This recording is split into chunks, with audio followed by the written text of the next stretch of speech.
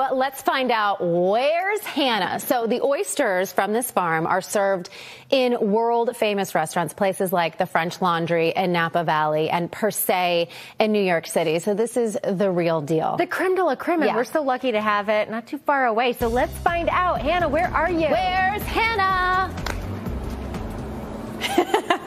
I am at the raw bar at Island Creek Oyster Farm in Duxbury. Tom here is shucking the oysters, and this is a really special place because you think that oysters have been here forever, and they haven't, or wild oysters. They have not, and it all happened because, I don't know, maybe a happy accident. Skip explains. I grew up here in town. My dad was a lobsterman, or still actually is a lobsterman, and I loved working on the bay. Wild oysters were never in Duxbury Bay, and oysters are here because you're farming them here. Farming them, yeah. So, why did you decide to bring oysters here and see if it worked? In 1990, I started playing around with growing hard-shell clams, so little necks, and that was when I was a kid. Like, that was what was abundant here. I'd never eaten an oyster as a kid. I didn't know anything about them because there were no wild oysters.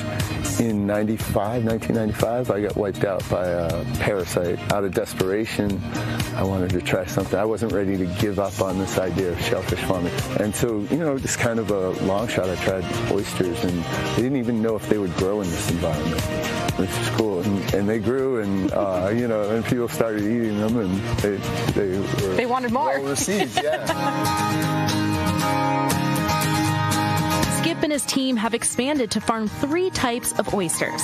The original Island Creeks, grown on the ground, Row 34s, grown in trays, and Aunt Dottie's. The Dotties are very similar.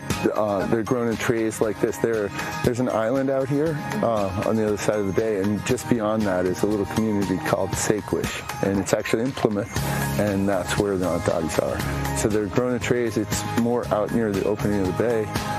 There's a lot colder water. They grow slower. But they're definitely, I think they're my favorite. They're your favorite? Don't tell anybody. Yeah, don't listen. Don't listen. And of course, I couldn't be out there without rolling up my sleeves. I can just take... That's what she's waiting for. Oh, you're waiting for me to actually do some work. Okay, I get it.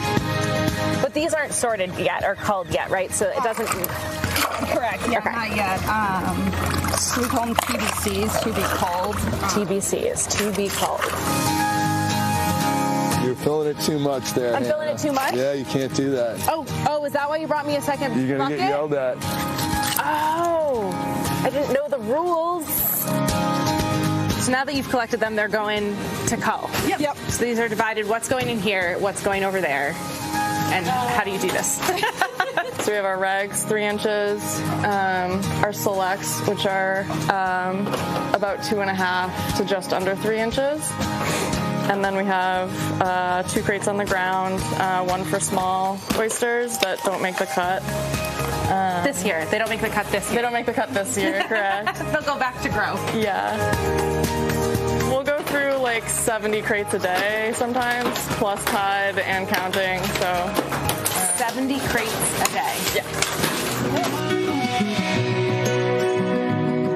In nearly 30 years, the business has grown immensely. There's also the nursery and inside the hatchery where we actually create the oyster and clam babies.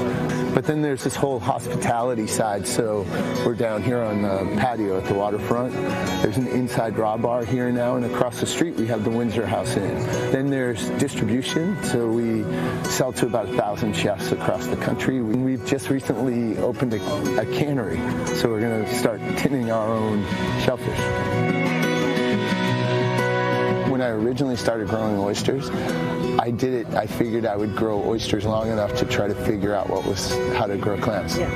And here I am back in, we're already planted over 1 million clams this year, so we're really back into clams, and it's pretty cool that we figured that out.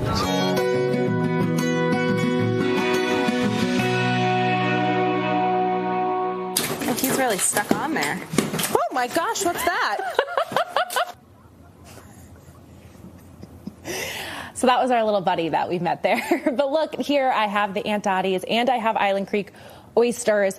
But Skip told us that the best way to insult an oyster farmer is to actually have cocktail sauce. So I will now always take that off the tray.